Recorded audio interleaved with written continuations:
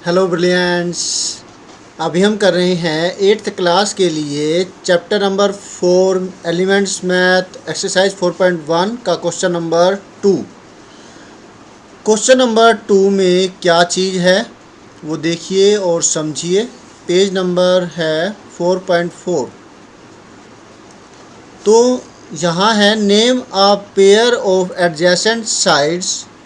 How many pairs of adjacent sides are there. जो यहाँ पर आपको फिगर दे रखी है ये वाली, इस फिगर के अंदर आपको क्या बताना है, एक पेयर बताना है एडजेसेंट साइड का। और फिर how many pairs of adjacent sides are there, ऐसी एडजेसेंट साइड्स के कितने पेयर्स होंगे। तो पेयर तो होंगे 4, उसमें से बताना है कोई एक। अब ये पहला कौन सा है और बाकी के 3 कौन से हैं वो देखते हैं। और इसी तरीके से आपको इसमें बहुत ज़्यादा नॉलेज समझने को मिलेगी। पर मैं आपको एक बात बता देता हूँ, एक बात कह देता हूँ कि आपको ये थोड़ा सा ध्यान से देखने की ज़रूरत है।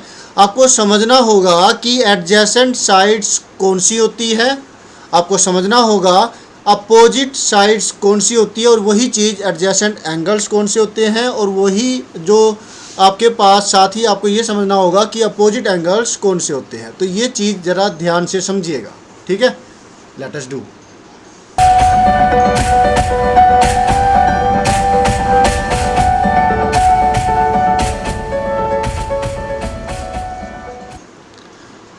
तो name a pair of adjacent sides.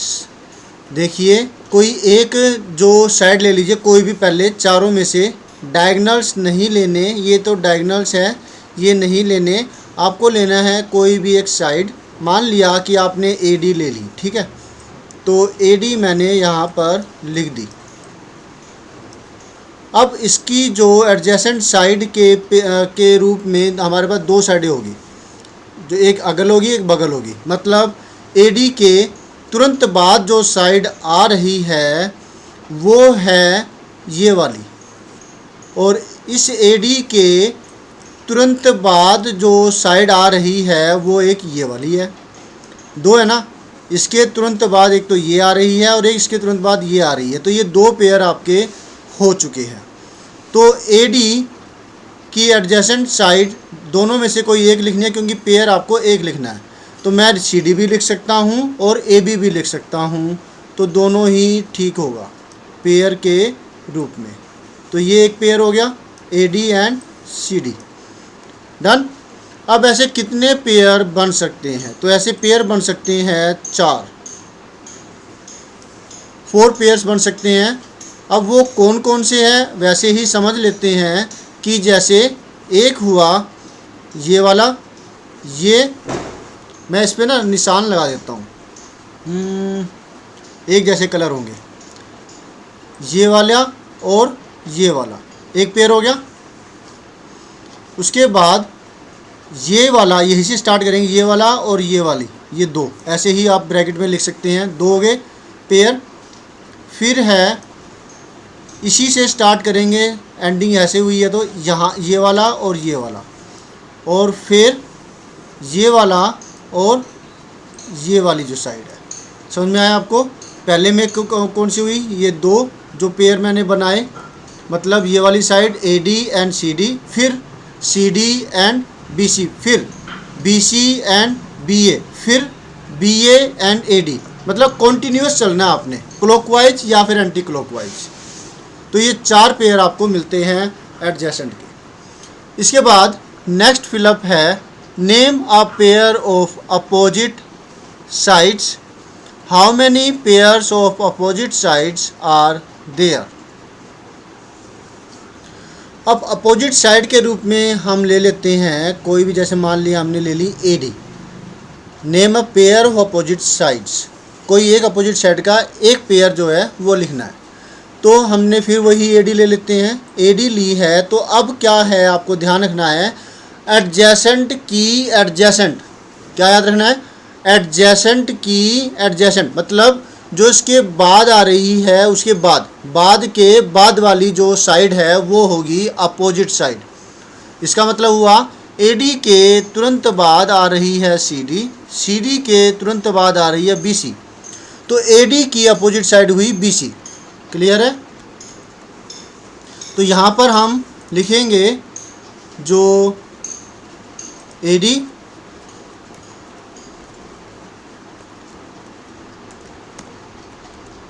Coma AD के तुरंत बाद आ रही है CD, CD के तुरंत बाद आ रही है BC, तो AD एंड BC। इसी तरह से एक पेयर इसमें आप और लिख सकते हैं। How many pairs of opposite sides are there, तो यहाँ पर जो पेयर जो है अपोजिट साइडों के वो सिर्फ 2 होंगे, यहाँ 4 नहीं होंगे। कितने होंगे?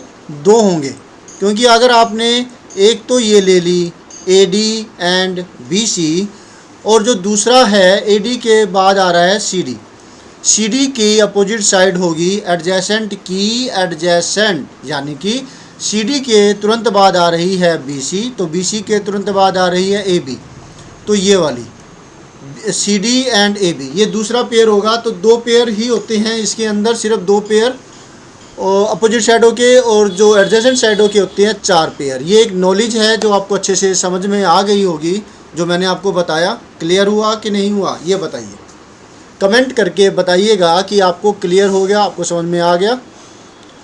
और फिर अब करते हैं third part, name a pair of adjacent angles. वैसे ही जैसे साइडों के 4 पेयर बने थे, वैसे ही एंगलों के भी 4 पेयर बनेंगे, और अपोजिट के केस में भी 2 बनेंगे जैसे साइडों के केस में बने हैं। Name a pair of adjacent angles, how many pairs of adjacent angles are there. तो हम वही बात, जैसे कि यहाँ पर एंगल A, यहाँ पे तो ड्रॉ करेंगे। हमने एक जैसे एंगल A ले लिया, तो एंगल A के तुरंत बाद जो आ रहा है 2 एंगल आ रहे हैं, एक है D और एक है B, तो A का एडजेसेंट एंगल B भी हो सकता है, A का एडजेसेंट एंगल D भी है, दोनों ही है। आप दोनों में से कोई एक पेयर लिख दीजिए। मैं angle A comma angle D लिख दिया, ये हुआ पेयर। नेक्स्ट है कितने पेयर बन सकते हैं एडजेसेंट एंगलों के, तो वे है 4 पेयर, 4 पेयर इसमें बन सकते हैं। क्लियर हुआ? अब जैसे कि पार्ट 2 था, वैसे ही पार्ट 4 है। पार्ट 2 साइड के लिए था, पार्ट 4 एंगलों के लिए है। Name a pair of opposite angles, तो ये बात जो साइडों में लागू हुई थी वही बात यहाँ पर भी लागू होगी। वो क्या? एडजेसेंट का एडजेसेंट ही अपोजिट होता है। ठीक है, तो A का एडजेसेंट है D, D का एडजेसेंट है C, यानी कि A का अपोजिट एंगल होगा एंगल C। और इसी प्रकार से जो नेक्स्ट है, अगर हम लें, अच्छा अगर तो एडजेसेंट के बारे में बात कर लेते हैं। A जो पेयर बनते हैं 4, वे कौन कौन से हैं? Angle A and angle D एक, फिर एंगल D पर ख़त्म हुआ, एंगल D से स्टार्ट कर दीजिए क्लॉकवाइज में, angle D and angle C, फिर angle C and angle B, फिर angle B and angle A। ये हुए 4 पेयर। क्लियर हुआ कि नहीं हुआ? Angle A and angle D एक पेयर हो गया, angle D and angle C दूसरा पेयर हो गया, angle C and angle B तीसरा पेयर हो गया, और फिर angle B and angle A चौथा पेयर हो गया। ये 4 एंगल्स जो 4 पेयर है, ये है एडजेसेंट एंगलों के। अब बारी आती है अपोजिट एंगलों की। अपोजिट एंगलों में हमने एक पेयर एंगल A का एडजेसेंट D है, D का एडजेसेंट C है, तो angle A and angle C opposite एंगलों का ये एक पेयर हुआ। फिर angle D and angle B, ये हुआ अपोजिट एंगलों का पेयर। तो 2 पेयर होते हैं ये। तो यहाँ पर हम लिख देंगे कि हमें मिले हैं 2 pair. Is that clear? Good. अब है last part, how many diagonals are there, name them. कितने डायगनल्स होते हैं? ये तो हमने पहले भी किया था। इसके जो फर्स्ट क्वेश्चन के पार्ट के अंदर, फर्स्ट क्वेश्चन का पार्ट ये था नहीं था, नहीं था। बस डायगोनल के बारे में बात हुई थी कि क्वाड्रिलेटरल के कितने डायगोनल्स होते हैं, तो यही तो था।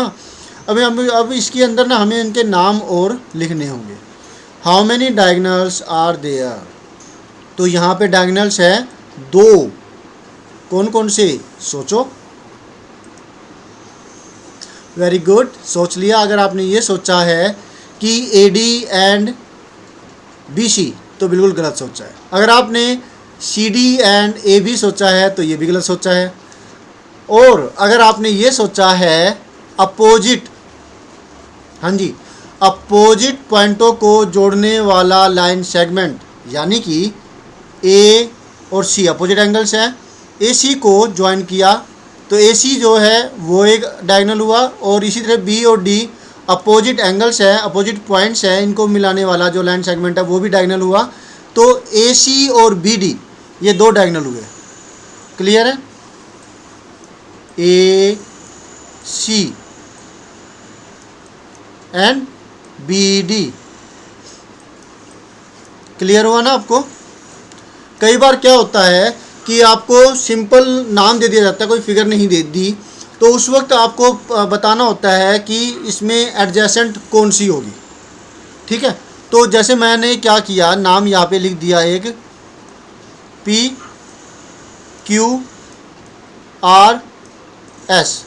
तो इसके अंदर आपको जो एडजेसेंट साइड है वो लिखनी है।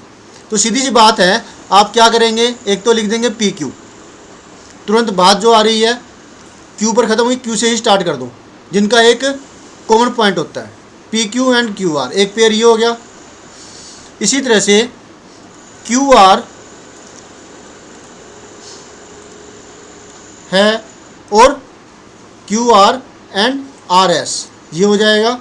और फिर जो तीसरा पेयर है, इसी प्रकार से आप और जो कंटिन्यूसली ले सकते हैं, RS एंड S से P, SP। क्लियर हुआ? और फिर SP एंड PQ तुरंत बाद है, SP एंड PQ।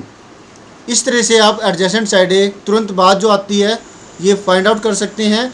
अब बात आती है डायगोनल्स की। डायरेक्टली पता करना हो डायगोनल्स कौन से हैं, तो एक पॉइंट छोड़कर दूसरा पॉइंट, मतलब डायगोनल्स होंगे ये PR, Q को छोड़ दिया हमने बीच में, तो PR जो है वो होगा डायगोनल। एक डायगोनल ये हो गया। अच्छा, दूसरा डायगोनल Q और एक पॉइंट छोड़ देते हैं, R छोड़ दिया, S, QS। तो वैसे ही ABCD के अंदर आप देखेंगे कि A के बाद B छोड़ दिया C, AC है ना यहाँ पर, और B के बाद C छोड़ दिया D, BD, है ना? क्लियर हुआ आपको? Very good. तो इसी तरीके से समझ करके कीजिए, बहुत आसान चीज़ें हैं, नॉलेज के लिए है, आप नॉलेज लीजिए, ये आपके लिए बहुत बेनिफिशियल होगा और आपका दिमाग बढ़ेगा। जितना ज़्यादा दिमाग बढ़ेगा आप उतने ही ज़्यादा मेंटली स्ट्रॉन्ग होंगे, और मेंटली स्ट्रॉन्ग होंगे आपके पॉइंट्स क्लियर होंगे, आप ज़्यादा अच्छे मार्क्स गेट कर पाएंगे, या ज़्यादा अच्छी आपके सामने अपॉर्चुनिटीज़ होगी जब आप अपनी स्टडी पूरी कर चुके होंगे। तो घबराइए नहीं, बस मज़े लेकर के, एंजॉय लेकर के अपनी पढ़ाई कीजिए, दिमाग बढ़ाइए ज़्यादा से ज़्यादा। ओके।